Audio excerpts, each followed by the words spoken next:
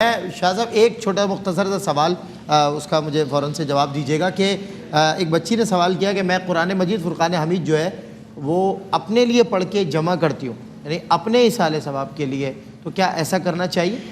دیکھیے، جمع کرنے کا کام ہمارا نہیں ہے، جمع کرنے کا کام اللہ کا ہے، اور اس نے 2 کراون کاتبین رکھے ہوئے ہیں اسی لیے کہ جو بھی نیک عمل ہوگا وہ اس کو ریکارڈ رکھیں گے، بالکل صحیح، اور اس ریکارڈ کو ریپروڈیوس کیا جائے گا، بالکل صحیح، وہ ڈیلیٹ نہیں ہوگا۔ اس کے لیے بڑی خوبصورت آیت ہے، آپ سب جانتے ہیں، وَمَن يَعْمَلْ مِثْقَالَ ذَرَّةٍ خَيْرًا یارہ یرا کا کیا مقصد ہے؟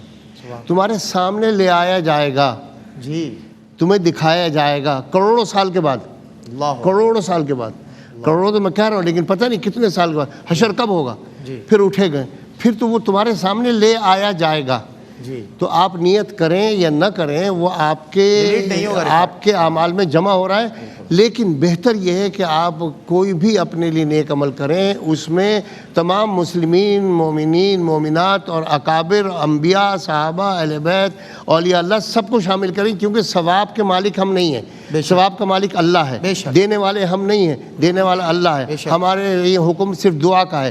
تو جب تمہیں دے رہا ہے اللہ تو کنجوسی کیوں کرو کہ صرف اپنے لیے رکھو، سب کے لیے دعا کرو، سب کو اس میں شامل کرو، وہ ایک آیت کو سارے عالم کے کل مومنین مومنات تک پہنچانے پر قادر ہے۔ سبحان اللہ، بہت خوب۔ جی مفتی صاحب، ایک سوال یہ ہوا کہ بلڈ دینے سے روزے کا کیا حکم ہے؟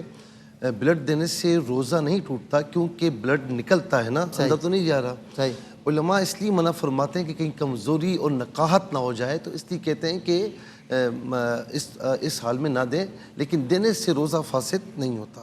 اچھا، ایک سوال یہ ہوا کہ والدہ فوت ہو چکی ہیں اور 20 سال انہوں نے بیماری کاٹی، پھر موت کی بڑی سختیاں تھیں، اور دوسرا انہوں نے یہ کہا اس میں کہ مرحومہ ماں کے لیے اصالِ ثواب کے لیے کیا کیا جائے۔ دیکھیں، بات یہ کہ ایک بات ذہن میں رکھیں کہ بظاہر موت کی سختی کا ہونا یہ اس بات کی علامت نہیں ہوتا کہ خدا نخواستہ یہ گناہ گار ہے یا خدا نخواستہ یہ جو ہے وہ بخشا نہیں گیا۔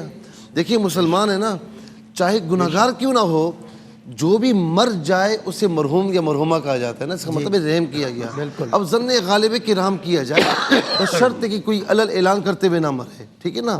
تو یہ سمجھنا کہ موت کی سختی ہے تو خدا نخواستہ پکڑ میں ہے، ایسا نہیں ہے، یہ کوئی کلیہ نہیں ہے، کوئی قاعدہ قانون نہیں ہے۔ آپ یہی ظن غالب رکھیں کہ اللہ رب العالمین نے ان کی بیماری کو ان کے لیے ذریعہ بخشش بنایا ہوگا۔ اب یہ رہی یہ بات کہ اصالِ ثواب کیا کرنا چاہیے۔